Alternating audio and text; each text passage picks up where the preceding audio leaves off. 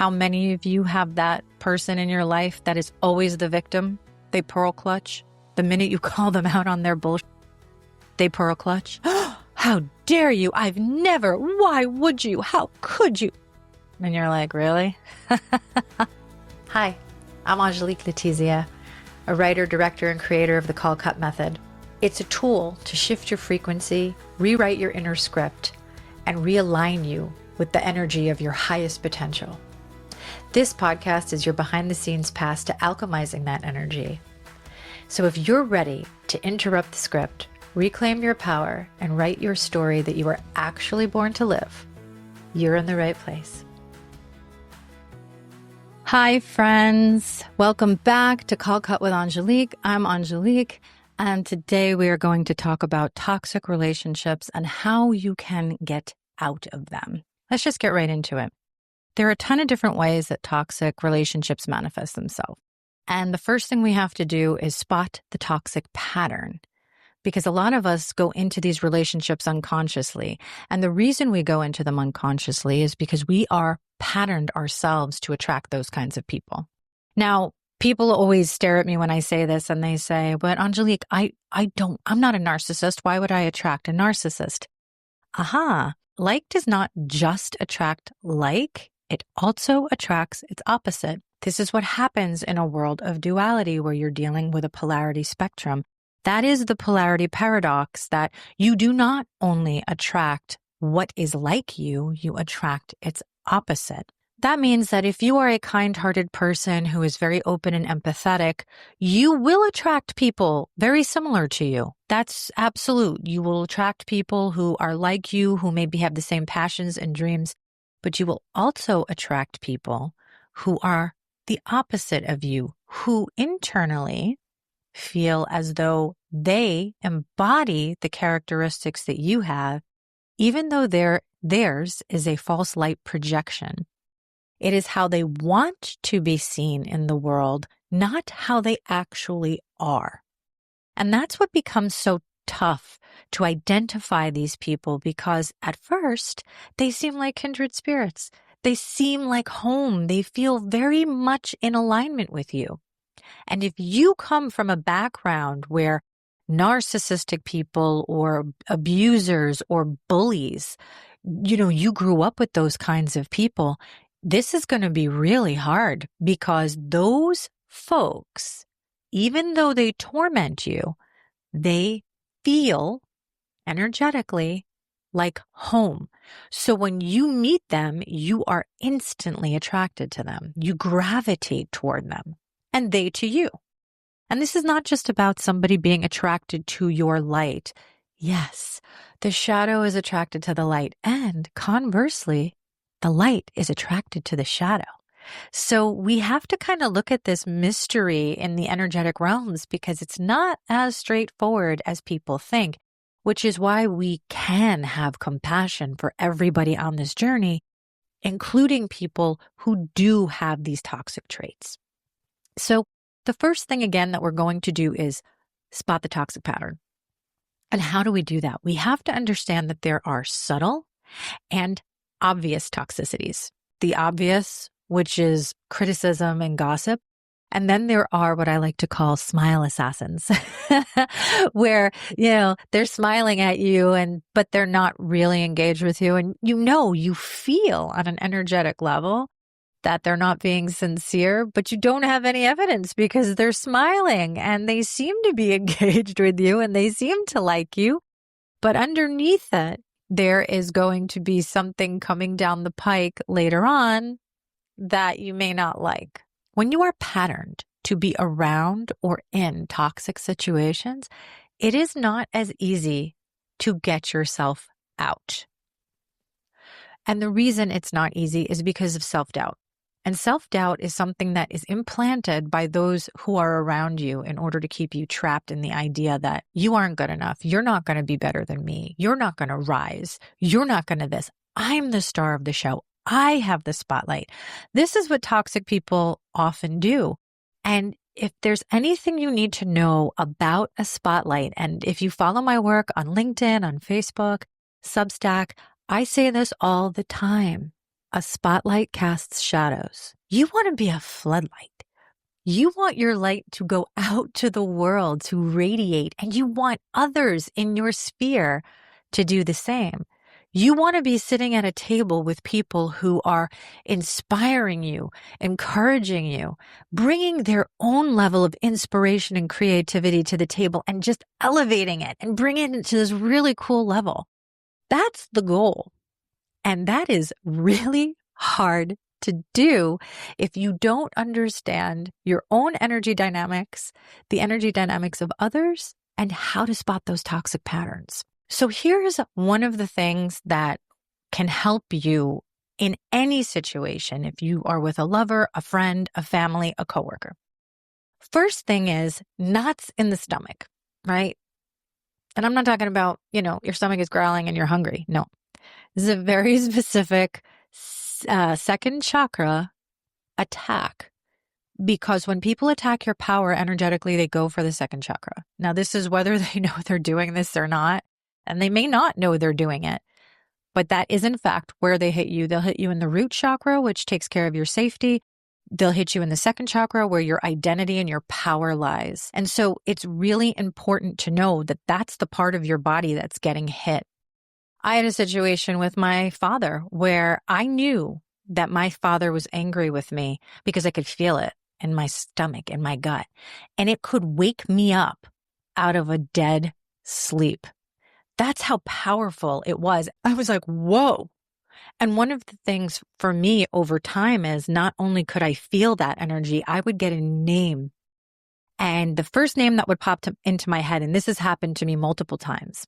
This happened to me when I was in LA, and we were doing the color correction for Serena's song, and this ex-friend of mine wanted me to meet him and his new boyfriend at some bar at 2:00 in the morning. And I have to be up at 6:00 so I can get back to this studio so that we can go finish the color correction on a film. That's why I'm here in LA. And we had just spent, 16 hours doing this. And here I am finally back at the hotel. I'm exhausted. I want to sleep. I can't let this team down. I have the colorist who's waiting on me and my DP, and they're all relying on me to be there. And I have to be lucid and I have to be awake, and I can't have been out partying all night and then show up and say, oh, I'm so tired. That's not my vibe. That's not how I operate. Well, he was not happy. And I remember texting him, I'm so sorry. I can't make it. I'm going to sleep. We could do something tomorrow. And I hear the buzz of the phone, but 2 seconds before that text message buzzed me, I got hit in my second chakra so hard, I woke up. Boom. I mean, he texted me an hour later. I was already asleep.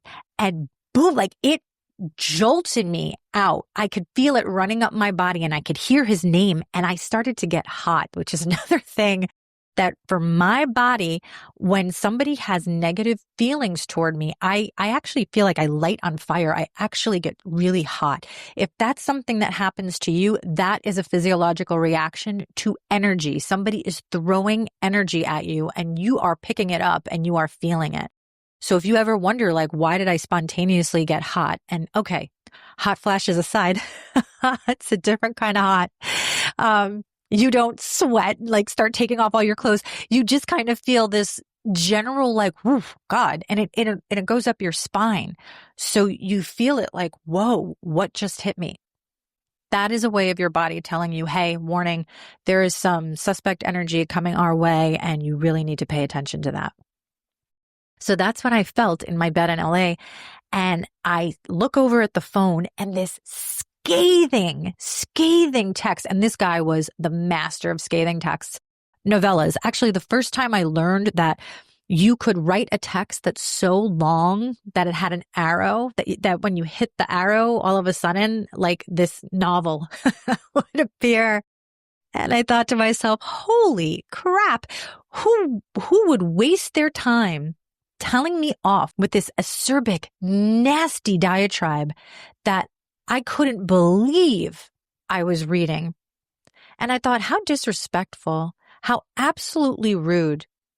And at this time in my life, I did not have the level of mastery that I have now. So unfortunately, this affected me. I got very upset by this. This person had such a track record with me with doing this. Again, I had been friends with him for a really long time, and he was responsible for some amazing things that happened in my life. So I confused a lot of that with being a good friend. And this was a person that was almost like family to me.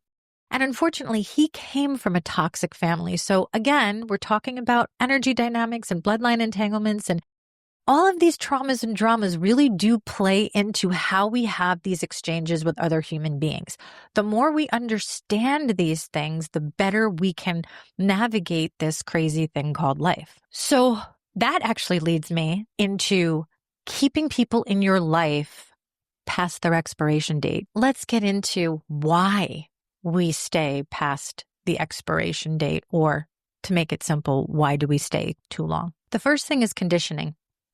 We are conditioned that to be nice, you must people please or fix them, right? And there are certain people that are born into families where they are the people pleaser, they are the fixers, they are the ones that are always trying to calm everybody down when people have gone off the handle or trying to fix it. And they usually do these things to their own demise, because those people take zero responsibility for fixing themselves, which really is the name of this game, friends. The name of this game is doing the mirror work. We are in a mirrored reality, okay?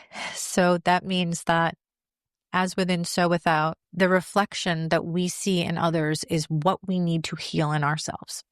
And that goes on both sides of the polarity spectrum. So we get caught in this people-pleasing loop that makes us believe the worst possible thing, I think, that people pleasers believe is that maybe they'll change. If someone is going to change, and do I believe that people can change? Absolutely, I do. I have full faith that somebody who puts the shadow work in and really does that mirror work, yes, I believe they can change. I have seen this. However, you cannot change them. You cannot fix them. They have to do it themselves. They have to come to the realization that something is wrong, and they have to then go forth and make the corrections for that. You can't do anything about it. And as a matter of fact, the more you try, the more you become their punching bag, the more you become a victim of their abuse, of their anger, because on top of everything else, they resent you for trying to fix them. When we look at this from a 35,000-foot view, we see that these people are responsible for their own behavior, except we are allowing them to get away with it because we're trying to keep the peace. We're also noticing that there's a pattern. When people know that you want to be loved, you want to be liked, you want external validation, you're seeking something, because deep within, again, we have to go back to trauma wounds, and we really have to look at why are we seeking this external validation? Is it a bloodline entanglement? Is it something that I need to work on in this life, something that I acquired in this life? We have a lot to explore with ourselves to figure out, hey, what triggers me? But somebody who's been abusing you and somebody who's been studying you from the outside, they know what your wounds are, and they pour salt in them, and they hook into that wound, and they keep hooking into that wound, and they keep hooking into it. So they get you in a spiral. And once you're in a spiral, and that spiral isn't going up or down, it's just kind of spinning around in itself, you're not going anywhere. You know, these people become like a villain in your movie. This movie that you call life. They're the villain. You're the hero of your story, but you're stuck and you don't know how to get out. What ultimately ends up happening is we give our power to this villain in our story to now direct our movie, instead of calling cut and saying, wait a minute, this doesn't work for me. This is not good. This interaction, this energy exchange, this isn't working for me. And so how do we get to that point? Awareness. We have to name the role that these people play in our lives. Manipulator, gaslighter, victim. How many of you have that person in your life that is always the victim? They pearl clutch. The minute you call them out on their bullshit, They pearl clutch. How dare you? I've never. Why would you? How could you? And you're like, really? Again, the mirror has two faces, right? So it's really difficult for these people to see themselves as they are.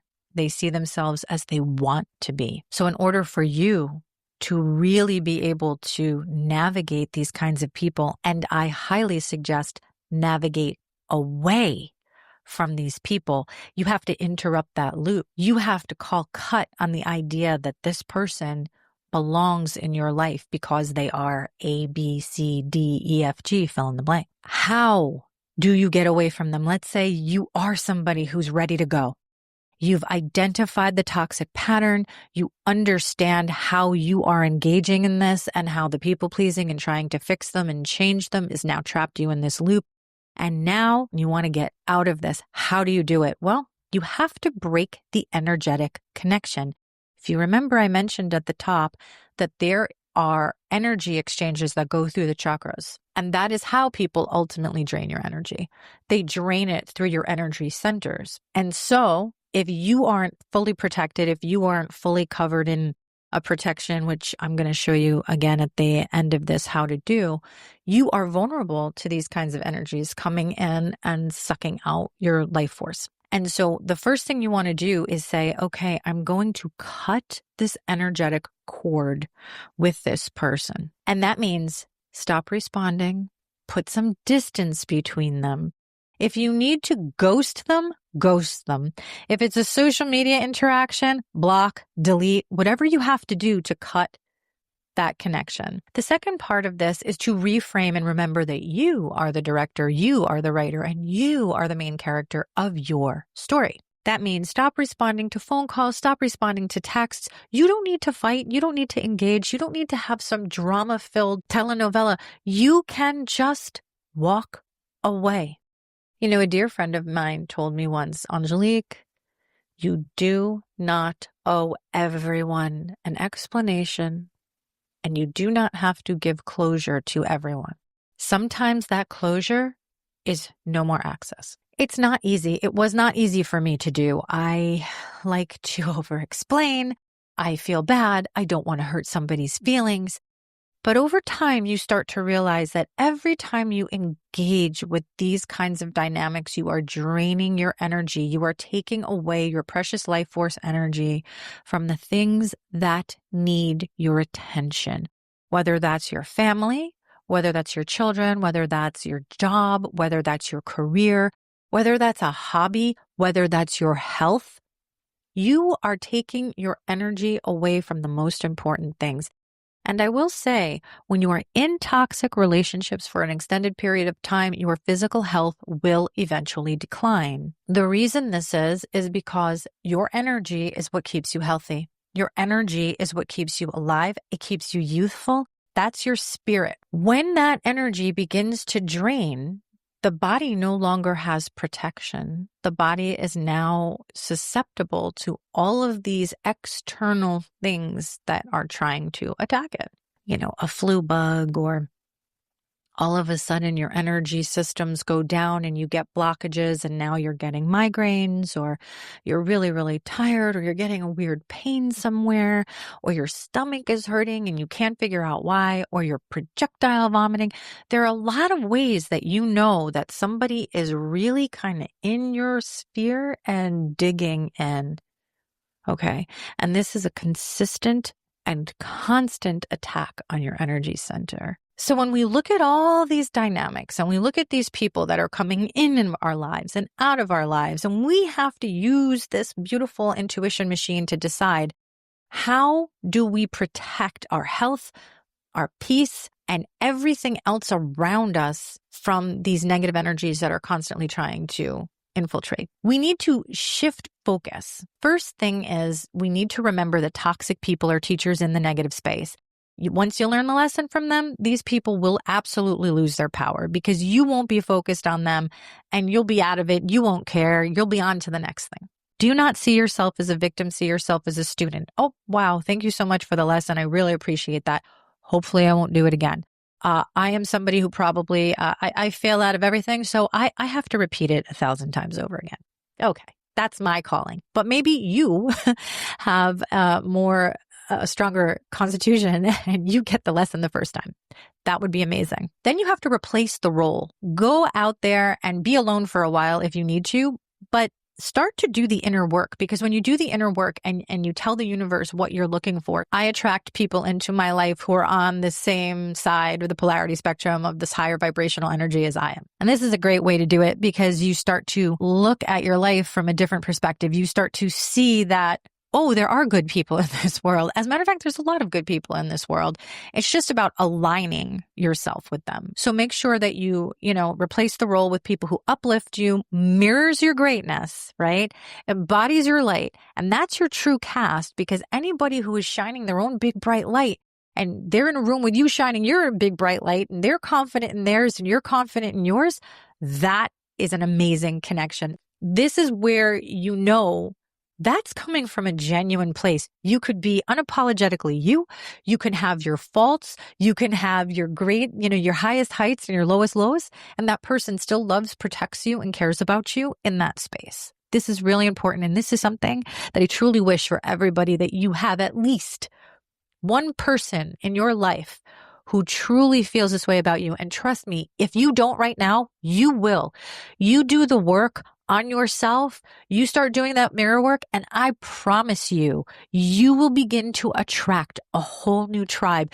Your spirit tribe is out there, friends. You are never alone. When I tell you that you will never walk alone, I mean it. You will never walk alone. You have people in this world who would fight for you, who would stand by you.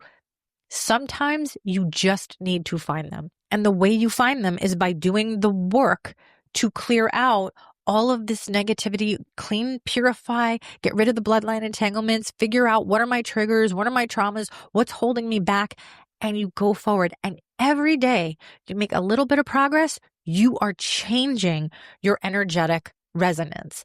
Every time you call cut on an old narrative, you change your energetic resonance, okay? And I'm going to give you a little energy tip. For those of you that are really good at visualization, if you can lay down or sit and kind of do a scan of your body, do a scan and go up and down your body and feel where you have these energetic leaks, and see if you can see any of the cords or where you've been corded by someone, and go in and visualize yourself removing those cords. Taking an Epsom salt bath is another way to clear out some of that energy. Frankincense and myrrh is fabulous for clearing out negative energy. You could just burn some incense. You can spray it if you prefer. Sage is also very good, but sage is not as long lasting. So if you can use something like frankincense and myrrh, that really does help clear it out. Affirmations and decrees can also help clear out negative energy. There are a lot of different things that you can do. You don't need to keep toxic characters in your life because they were grandfathered into your script, okay? Sometimes the most powerful move you can make is removing them, recasting the role, and rewriting the script altogether. Remember, your light doesn't dim when others throw shade. It simply highlights their shadow. So you keep shining your light. You keep doing that internal work. You keep putting one foot in front of the other, and you will see that as time goes on, you will become more empowered. You will become more grounded. You will know instantly when you walk into a room who is a vibrational match, who is not a vibrational match. You will know instantly when you need to act. You will know when you have to walk away. You will know when to forgive. You will know when something is a level 1 offense versus a level 4 offense. You will know if a person should stay in your life, and you know if a person should be removed from your life, and you act accordingly. Do not second guess yourself. Do not believe that what you're feeling, especially if you feel it repeatedly, is wrong. It's right. Thank you so much for joining me on Call Cut with Angelique. New episodes drop every Friday. If you like this content, please subscribe, like, share with your friends. And remember, folks, no matter what life gives you, you must always keep shining.